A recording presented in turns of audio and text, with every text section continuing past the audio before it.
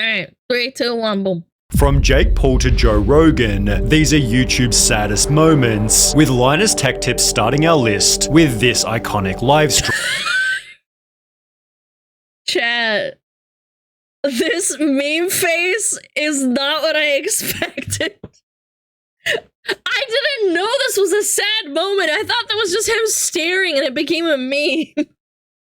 He was supposed to be celebrating 10 million subs, yet Linus began the stream with a pretty somber tone. So yeah, I don't know how it all happened. I've got this following of literally 10 million, and it kind of feels like luck sometimes. I'm probably more like you guys than you realize. He'd talk about the pressure his work put on his family. I mean, every time my wife would ask me, how long do we need to keep doing these kinds of hours? Like, how long do we need to keep pushing like this before we can just back off and like have a life? I started with, hey, look, I'm gonna slow down when we have kids. And I said, hey, thanks for basically soloing our first kid. Tell you what, I'll slow down when we have a second one. And then I said I'd slow down when they're old enough to remember that daddy was always working. And then I said I'd slow down when they got to the age where they really need parent involvement to, you know, help them with their homework or their sports club or whatever else. With a story about Make-A-Wish, then bringing Linus to tears. I had a pretty life-changing experience a little while ago. The kid in question was too sick to travel, and they asked if I could record a personalized video for him. So I picked up my phone, I pointed at myself, and I just tried to think of something to say, and I couldn't. And I looked at their guidelines, and it had just the most useless stuff in it. It was like, be upbeat, and don't talk about death. Oh, this is sad. And I was just like, this kid's 12. He's gonna die. He's like dying of leukemia. Like, what?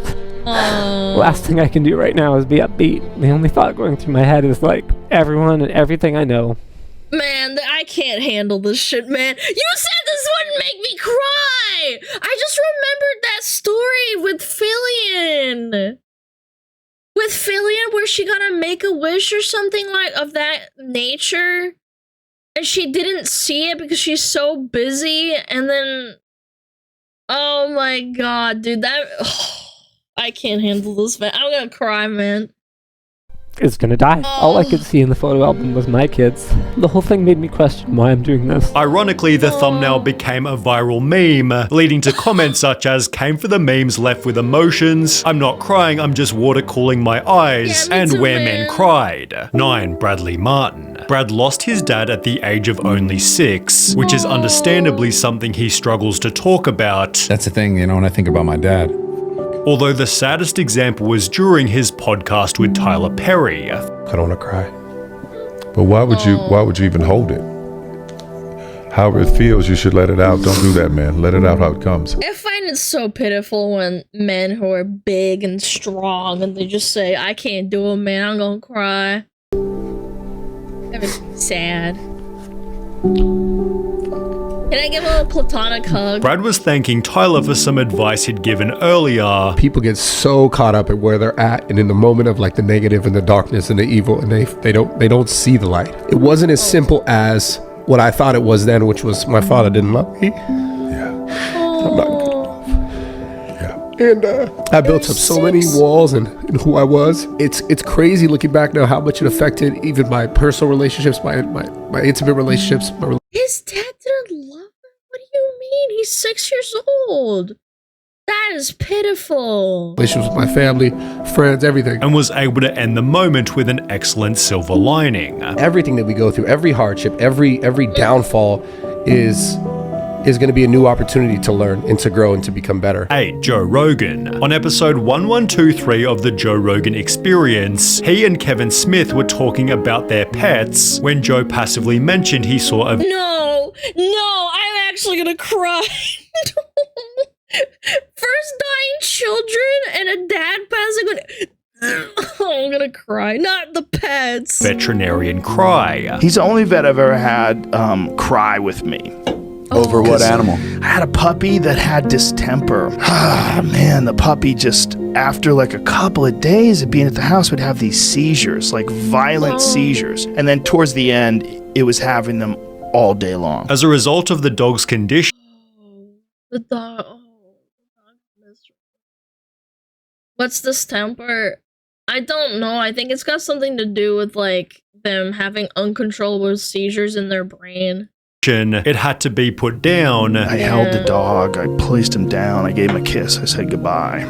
And he put the needle in the dog and put the dog to sleep. Then we both went outside, man. He was just crying, just weeping. He was killed by a drunk driver. The vet was? Yeah, that was a rough one. I got an email, I believe, from his daughter. Super good dude, man. Leading Kevin to share a similar story. It's such a weird relationship where one day you're like, I love you to death and I love you so much I have to kill you. And that last fucking hour was like probably hands down the most difficult hour of my life, man, because we all knew what was coming. And you're programmed to stop that at all costs. You're programmed to keep people around, keep yourself around. 7. Lofe. As a YouTube prankster, it seemed as though Lofe was always having fun. So when he'd post a video titled YouTube Saved My Life with a depressing thumbnail and the following intro. Failure, loser, and loner are the 3 words that I would use to describe myself. It seemed the audience was in for something different. Lofe began by stating he had a tough time growing up. High school was a hard time for me. I was really insecure. I was really unsure of myself. I got bullied pretty bad. And thought that starting YouTube would help to keep him safe. If I can make them laugh, like,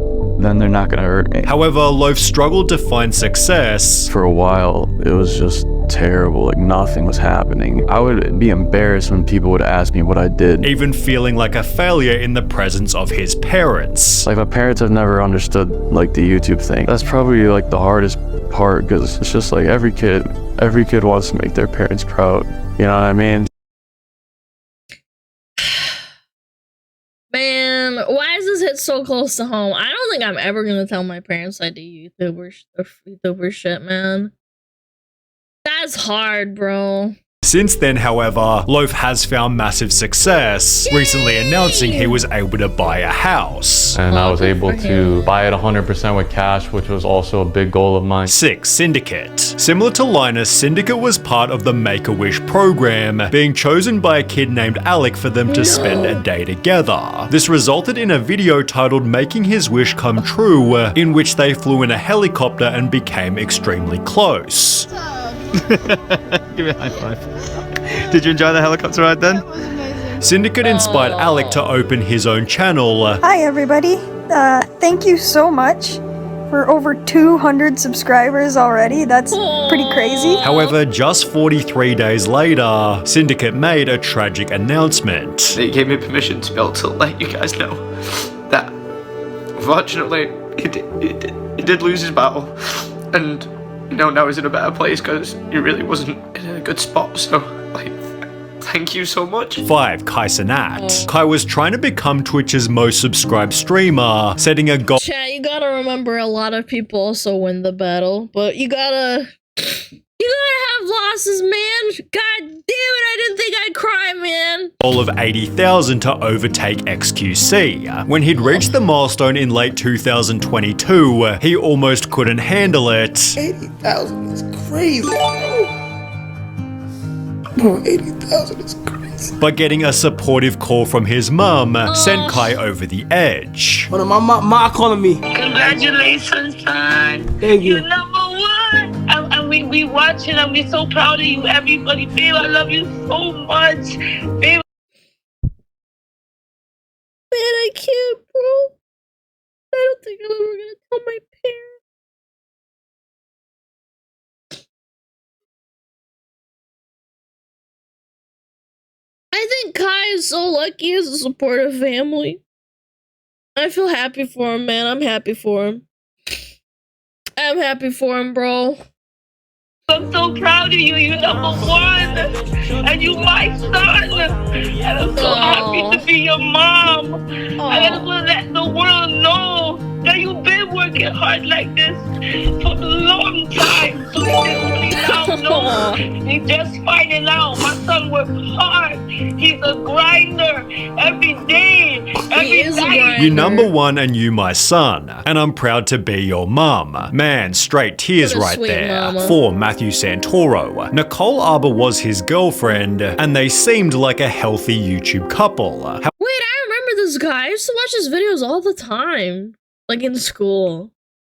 However, 4 months after separating, Matthew uploaded a video titled My Abuse Story. It's not something people ever talk about, but I feel compelled to because I was in an abusive relationship. He began by explaining that Nicole was very controlling. This individual that I was with was extremely jealous. I had to cut every female out of my life out of social media, delete every number out of my phone. Before adding he'd been hit by her in the middle of an argument. This person prevented me from leaving their home and said, "You're not going anywhere." At which point I was hit in the face. This caused Matthew to break down crying. And it's something that men never talk about because we're made. It really is true. Yeah.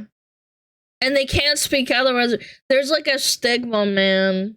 You just get called a pussy for like, oh, you got hit by a girl? Wow. I had no idea that he was going through that. That's so sad. To believe that we're supposed to be strong, and I never talked about it because I thought that no one would believe me, no one would give a shit. Leading to one of the saddest videos ever uploaded to YouTube. There's people that love you, and you don't need to be in that relationship.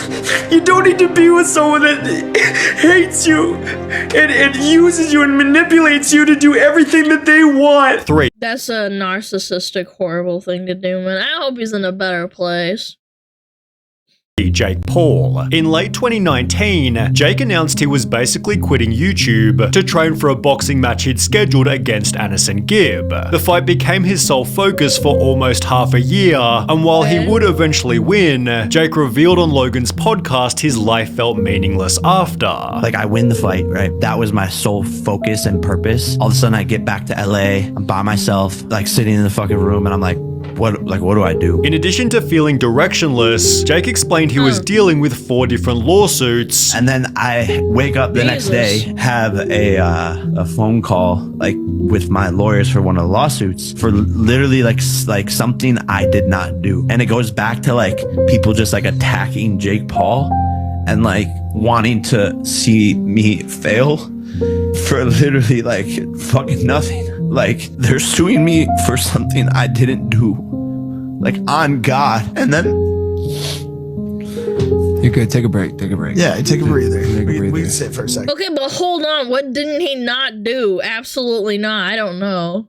Which consumed not only his life, but his family's as well. My mom is like spending hours of her day when she's retired. She's in Hawaii. And they're like, yo, your son has to pay this. Like, it just like so stupid. 2. DanTDM. Dan's dog Ellie was a staple in his videos ever since he got her back in 2013. She helped Dan film reaction videos, fashion shows, and even Minecraft content, stealing the hearts of up to 30 million viewers. So when he'd upload a video titled Goodbye Ellie, Dan and his audience were totally devastated. Yesterday, unfortunately, Ellie died. He'd explain exactly how Ellie passed. Stings even more because she went in for an infected tooth, so she had to go in for an operation and she just didn't wake up. Just before we got the phone call that it happened, we were already planning like how we were going to work out picking her up when she oh my god, that's the worst. Operation is finished, and then you just get hit with that. Calling the loss one of his most difficult challenges. I know it's a dog, but for us, it's like it's a member of our family, and I'm very lucky. I haven't had a lot of loss in my life, so this is probably the one that's been the hardest. Like, my heart literally hurts. 1. Theo Von and Sean Strickland. There's been many a sad moment on Theo Von's podcast. Oh yeah, dude.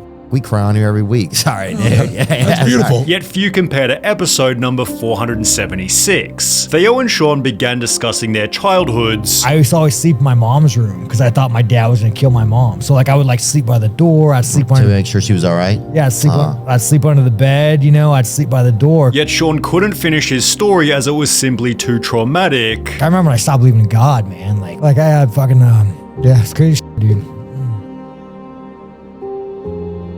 Yeah, I'm sorry, bud. Poor guy, man. So, man. No kid should have to do that, man. That is so devastating.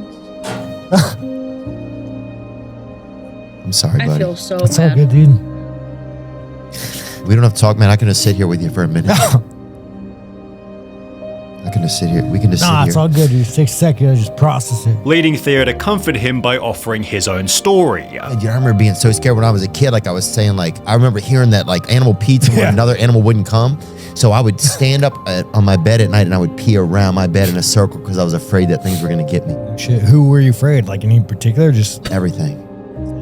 I was just afraid of everything. Pissing all over his. Oh my god, man. What?